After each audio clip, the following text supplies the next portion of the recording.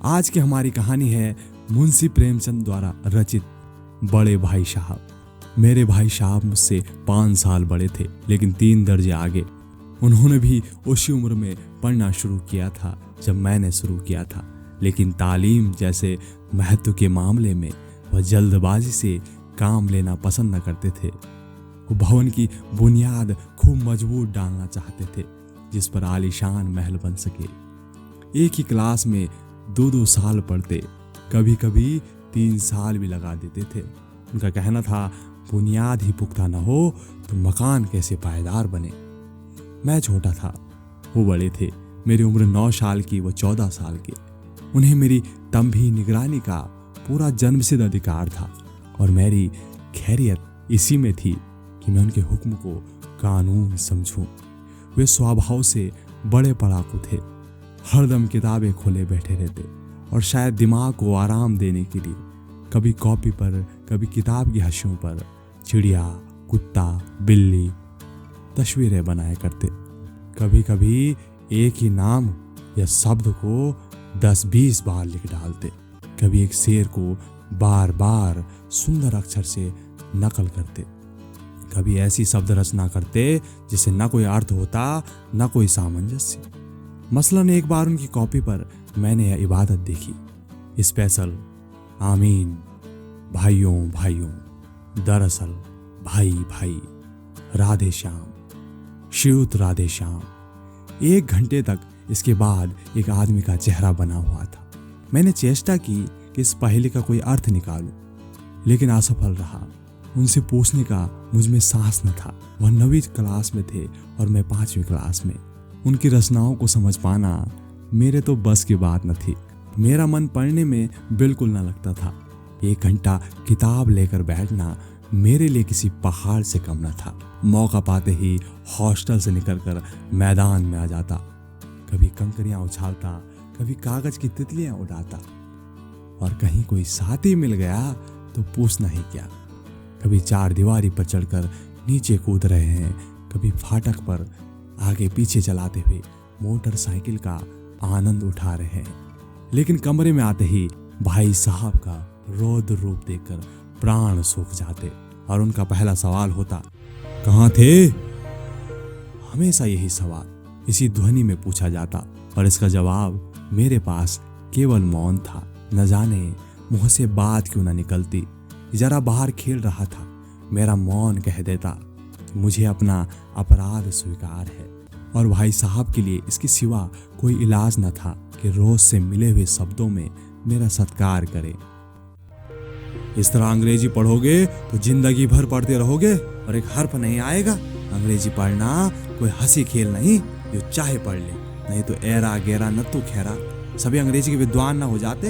यह रात दिन आंखें फोड़नी पड़ती है और खून जलाना पड़ता है, तब कहीं जाकर ये विदा आती है। और आती क्या है, हाँ कहने को आ जाती है। बड़े बड़े विद्वान भी शुद्ध अंग्रेजी नहीं लिख पाते और बोलना तो दूर रहा। मैं कहता हूँ, तुम कितने ढीठ हो, मुझे देखकर भी सबक नहीं लेते। मैं कितनी मेहनत करता हूँ, तुम अपनी आंखों से देखते हो।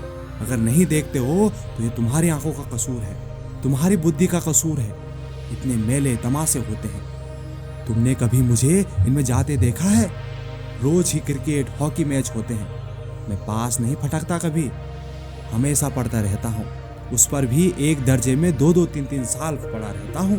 फिर तुम कैसे उम्मीद करते हो कि तुम यूं खेल खेल में पास हो जाओगे? मुझे तो 2-3 साल लगते हैं, तुम तो उम्र भर इसी क्लास में सड़ते रहोगे।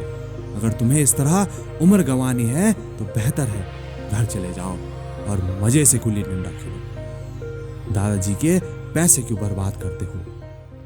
मैं यह डांट सुनकर आंसू बहाने लगता। जवाब ही क्या था, अपराध तो मैंने किया, डांट कौन सहे।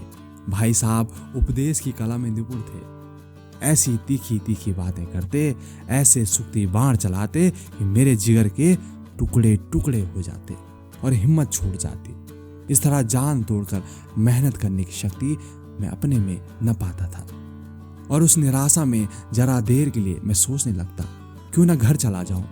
जो काम मेरे बूते के बाहर है उसमें हाथ डालकर क्यों अपनी जिंदगी खराब करूं।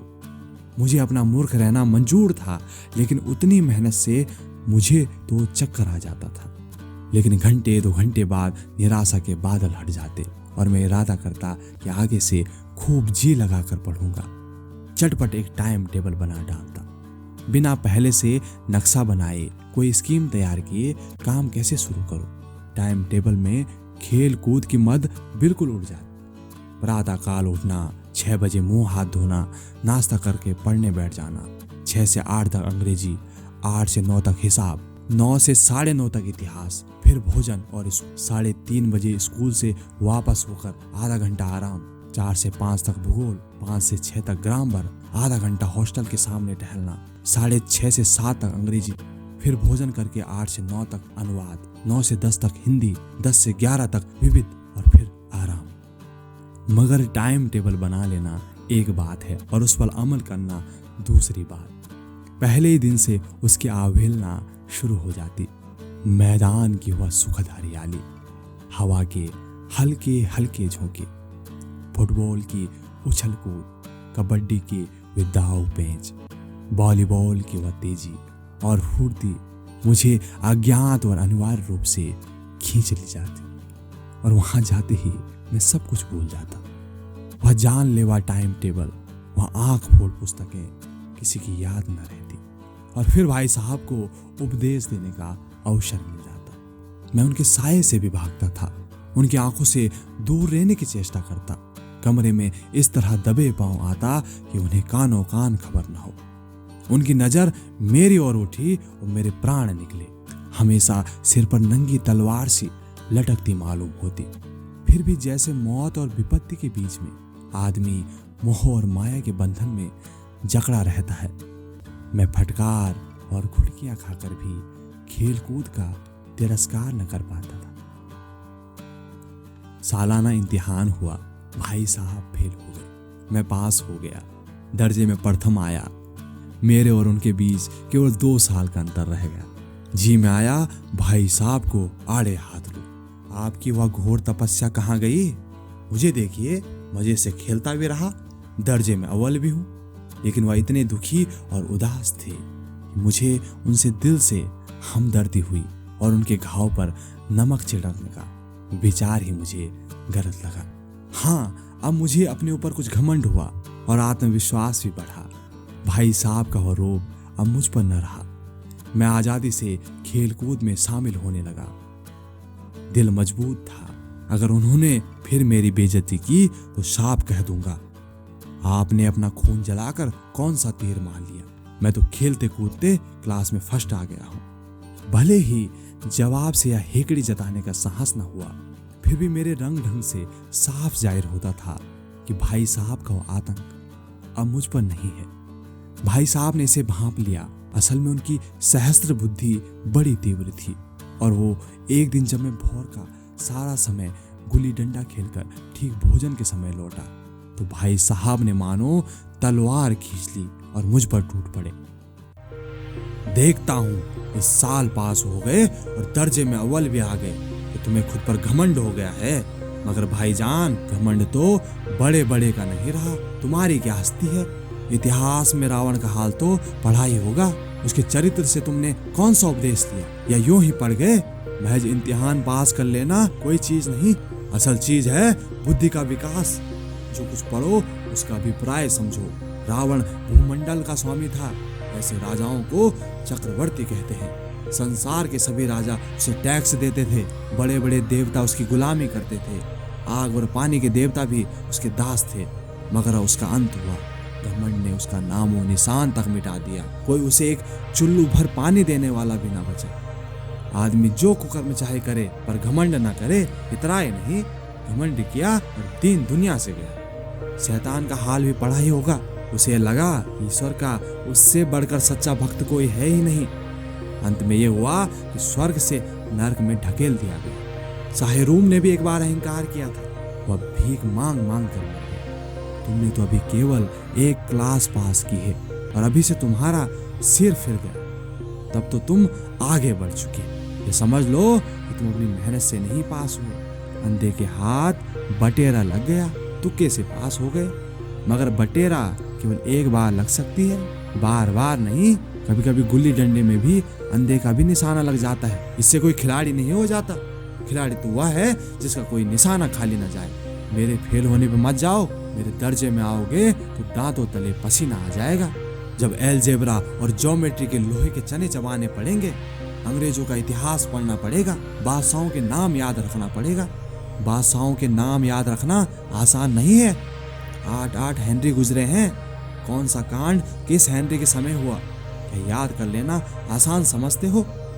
हेनरी 7वें की जगह हेनरी 8वां लिखा और सब नंबर गायब। सपाचट, 0 भी नहीं मिलेगा, 0। दर्जनों तो जेम्स हुए, दर्जनों विलियम। दिमाग चक्कर खाने लगता है, आंधी रोग हो जाता है। इन अभागों को नाम भी न सोचते थे। एक ही नाम के पीछे 2यम, 3यम, 4यम, 5यम लगाते चले गए। मुझसे पूछते तो 10 लाख नाम बता देता। और ज्योमेट्री तो बस खुदा की पनाह। आ बा जा की जगह आ जा बा लिख दिया और सारे नंबर कट गए। कोई इन निर्दयी मुमताहिनों से पूछो कि आखिर आ बा जा और आ जा बा में क्या फर्क है, और व्यर्थ की बात के लिए क्यों छात्रों का खून चूसते हो? दाल भात रोटी खाई या भात दाल रोटी खाई, इसमें क्या रखा है? मगर इन सब से इन अध्यापकों को क्या परवाह? वह तो वही देखते हैं जो पुस्तकों में लिखा है। चाहते हैं कि लड़के अक्षर बाय अक्षर रट डालें, और इसी रटन का नाम शिक्षा रख दिया है। और आखिर इन बेसिर पैरों की बातों को पढ़ने से क्या फायदा? इस रेखा पर वह लंब गिरा दो तो आधार लंब से दुगना होगा। पूछिए, इससे चाहे लंबाई दुगनी नहीं चौगनी हो जाए, आधी ही रहे मेरी बला से, लेकिन परीक्षा में पास होना है तो यह सब खुरापात याद करनी पड़ेगी। कह दिया समय की पाबंदी पर एक निबंध लिखो जो 4 पन्नों से कम ना हो। अब आप कॉपी सामने खोलें, कलम हाथ में लिए और उसके नाम को रोइए।